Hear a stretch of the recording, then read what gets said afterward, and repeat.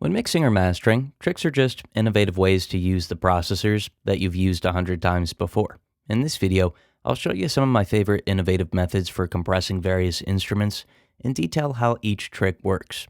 So whether you're new to engineering or you're more experienced, there should be something here that's new to learn or a technique you've never heard of. Let's get into the best compression tricks. Starting off, let's talk about a dynamic vocal trick.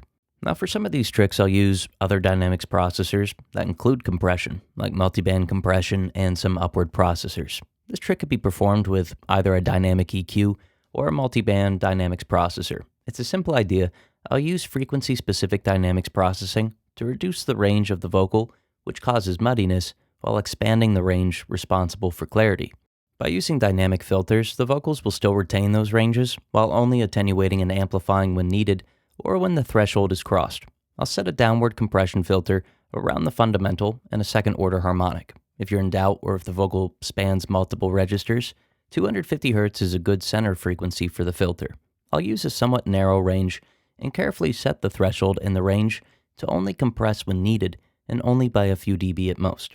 For the higher filter, I'll still use compression. However, I'll set a positive range, meaning the range is amplified, but if it becomes too loud and crosses the threshold, it'll be pulled down.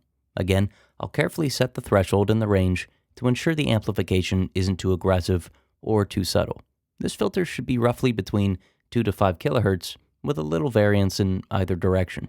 This will ensure the vocal's third formant is affected, which is the range responsible for vowel and consonant intelligibility. Meanwhile, the low filter will reduce masking to this higher range. The combination instantly adds a lot of clarity and is going to help a vocal cut through a dense mix. Again, just be sure not to attenuate or amplify too much. Let's take a listen to the effect on a vocal and within the context of a mix.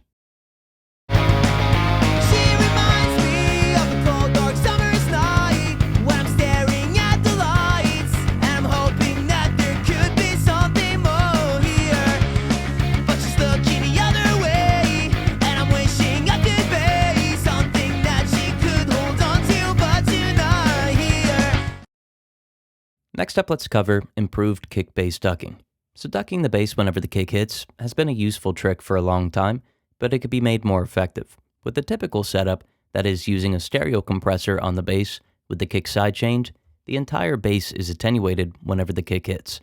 The issue with this is that it's not the entire bass that's causing the issue or interfering with the kick. If the kick and the bass's fundamental ranges overlap too heavily, that's when we have an issue. By using a multiband compressor instead, we can isolate the attenuation on the bass to the kick's fundamental range. In this example, the kick's fundamental occupies roughly between 50 and 100 Hz. So I'll put the multiband compressor on the bass, sidechain the kick, or in this case, it'll be the drum stem since that's all I have for this session, and ensure that the external sidechain is triggering the filter before I adjust. This brings up another point though. If you're working with stems and you don't have access to the individual kick, this method still allows for a more accurate form of bass ducking, whereas ducking with a stereo compressor would cause the bass to be attenuated by the full drum stem. This method lets me isolate the triggering to just the kick. If the bass performance and the kick are busy, you'll want a faster attack and release. If it's available, use look ahead to avoid distortion. If not, you'll need to set a slightly longer attack to avoid distortion. Additionally, I wouldn't use a time faster than 50 milliseconds for the release, again to avoid distortion. Now feel free to use this method for any other instruments, but it's definitely helpful if the kick and the bass are overlapping, which is often the case. So let's take a listen and notice that even though I'm using the drum stem as the external sidechain, only the kick is affecting the trigger.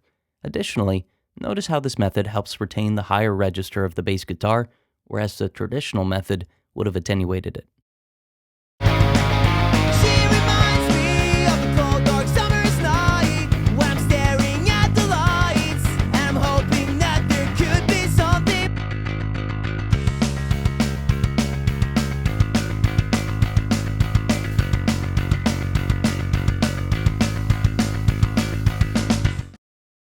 Real quick, Sage Audio is an all-analog mastering service. We've been around for 20 years, and mastering starts at $49 per track. There's more info at the end of the video if you want to learn more. Next up, let's talk about dynamic stereo expansion. This is a personal favorite that works well for both buses and full stereo mixes if it's done subtly. In short, I'll use a stereo compressor It's capable of mid-side processing and then delink the detection and the processing. This way I can compress either the mid or the side image. Compressing the mid image affects everything in the left and right channels that are identical. This is what makes a mixer or master mono-compatible and focused. Compressing the side image affects everything in the left and right channels that are different from one another. This is what makes a mix or a master wide or expand into the stereo field. So there are two methods here for expanding the stereo width of a signal. The first is to compress the mid image, but not the side. This way, whenever the mid image is attenuated, the amplitude of the side image is higher relative to the mid. Now this has a nice effect, but there's another method that I think sounds better. I'll leave the mid image alone and not compress it. Then I'll compress the side image by a couple of dB.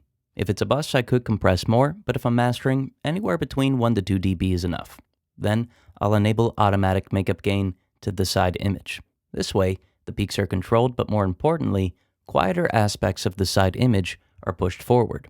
The auto gain, with the increased detail, amplifies the side image while making it more impressive by reducing masking to it. In other words, the quieter details are now loud enough to cut through the mix. So let's try this method on the drum stem. I find that this method is great for a drum bus since it retains the punch and the drive of the center image while adding those stereo details that really complement the sound.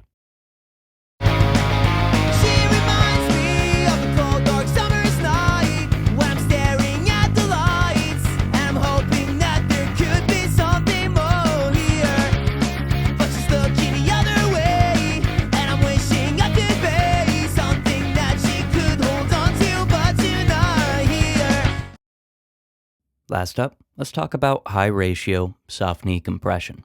So a compression method that often gets overlooked is very consistent, very gradual compression.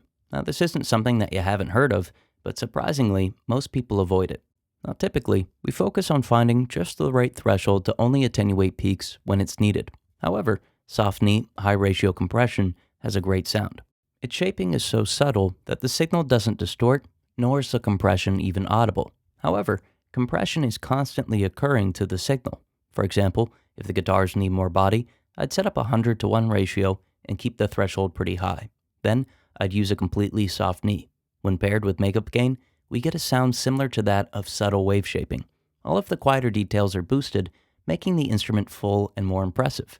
Now, I find that this works incredibly well for already dynamically controlled signals. For example, a distorted guitar will already be compressed by the nature of the distortion, but this method pulls out all of the remaining details while keeping it from sounding squashed. Let's take a listen to it.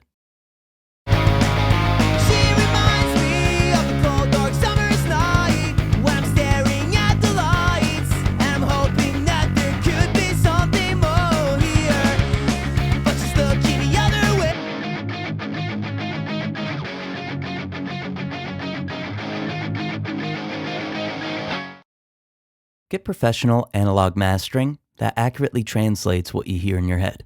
Seriously though, when people work with us, they get results. That's why major industry professionals like Keith Urban's producer Aaron Schurz works with us, Grammy award-winning AJ Castillo, Billboard #1 charted artist Megan Lindsay, Grammy award-winning artist Tulis, The Voice singer Cody Ballou, Grammy-nominated producer Tyler Kane, Warner Music artist Ricky Young, and the list goes on. Why waste your time creating masters that don't accurately translate what you hear in your head when you could instantly fix a problem by clicking the link in the description and working directly with professionals who have already done what you're trying to do.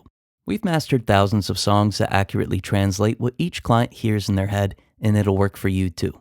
Click the link in the description now and get direct access to us for personalized analog mastering that accurately translates what you hear in your head.